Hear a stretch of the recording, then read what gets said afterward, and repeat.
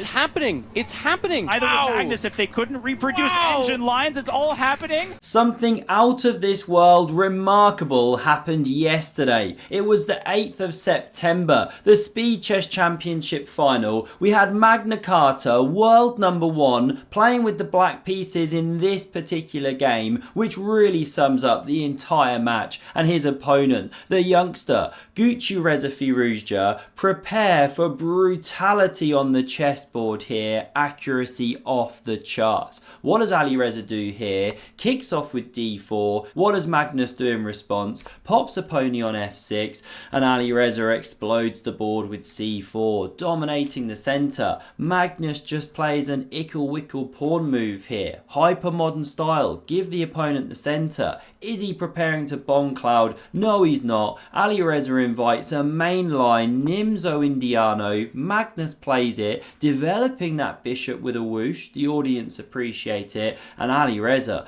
just starts pushing pawns here. Watch this. Bishop attacked, epic commentary as always, knight now captured with a check, Magnus shoots it, now we see the pawn recapture, knight c6, provocative, are you running into this or something later? Well, f3 played in response, lift the king's kilt, sure, but look at that, after Magnus goes b6, preparing to brie and cheddar, Alireza sets up the big white centre, that's his 6th pawn move in 7 moves. Wow, you meant to develop pieces, but he does dominate some space. Magnus now prepares to put the bishop on b7. No, he doesn't. He's just teasing. Goes to a6. He's an absolute Bantosaurus Rex, and Alireza goes bishop g5 in response. Pin and win, baby. e5 now on the way. Magnus therefore reacts, drives back this bishop, and it just gets better here. What a game, what a position, what an opening. g5, Bamos driving that one back. Dad absolutely ashamed. What are you doing back here? You were supposed to be in with mum. And now it just gets better because Magnus, breaking more opening principles,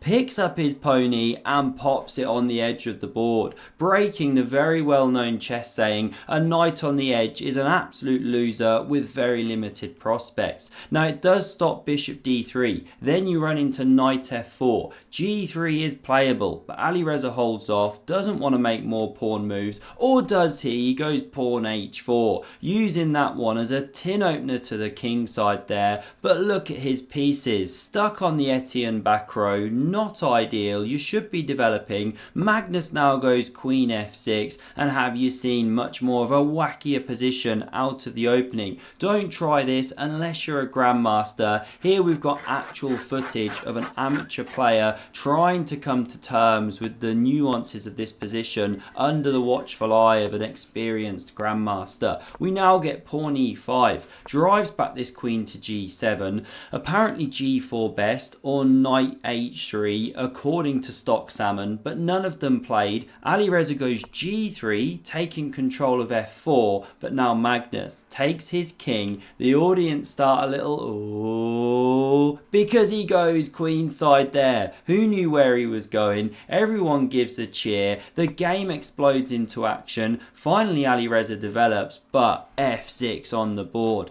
Hans Feingold does not approve. The centre under fire. Alireza goes f4 to support. Look at that pawn chain. Highlight this one now. Almost completes the side quest of having all of them on dark squares, but not quite. He's preparing to eat the knight as well. So Magnus goes queen f7, covers. And now if you take on f6, well then black is going to start crippling your pawn structure there. So Alireza goes deep in the tank, half of his remaining time used. Comes up with this, opens the H file, tension between the cannons, blocked only by the knight, and now he takes once more. Magnus recaptures, F file opened, but what Alireza's seen is he can challenge the way, goes queen f3, given the exclam because it's the only move to keep an equilibrium here. Black still slightly better though, and Magnus of course. Hand is shaking, loves taking the ladies off the board, and bam, he does it. Few of his fans start bleating away down in the fan zone. They're letting loose, absolutely loving it. They know how good he is in a queenless endgame, or is it a middle game? No one really knows. And now we get the moment, the Pierre de Resistance. Mushrooms. On this exceptional game, Magnus comes up with a brilliancy, double exclam, very well done if you saw this move. He plays knife f4, what a shot. And to know how good this really is, just have a listen to this. It's Hans' life coach, mentor, chess coach, hair salon buddy, Vladimir Kramnik. Pooh, what a move. What a move. And it's happening. It's happening.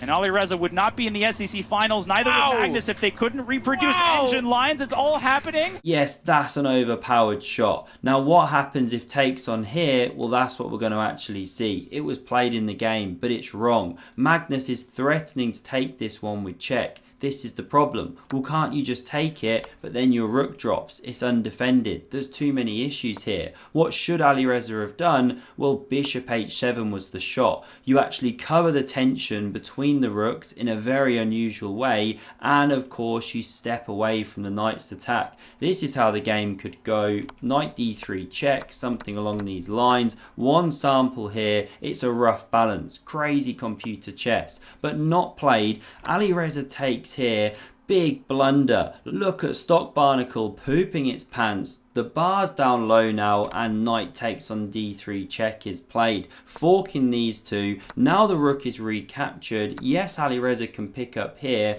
but after rook f8 we see the problems. Two pieces kebabbed. The king has to leave that c4 pawn. Magnus goes knight a5 in a flash. He's like 3 minutes up, or 2.5. We get knight d2 covering, and after this next move we see resignation from Alireza, because g4 just entombs that bishop on f2, and what is left to do? Say you play a nothing move like a4 just to show the positional dominance here. This is the kind of thing you could get. How miserable are the pieces? Horrible. If you don't go here, you go here, something like that. Never analyze, but the themes continue. Basically you're invading, let's make a move, and you're killing all of the counterplay here for the white pieces. Horrendous. This is the final position, and look what Magnus did in the overall score. Absolutely trounced Alireza. No one expected anything like this. Robert Hess's prediction did not age well, and this game 98.5% accuracy. Magnus got to be careful, or he's going to end up on those Kramnik scrolls.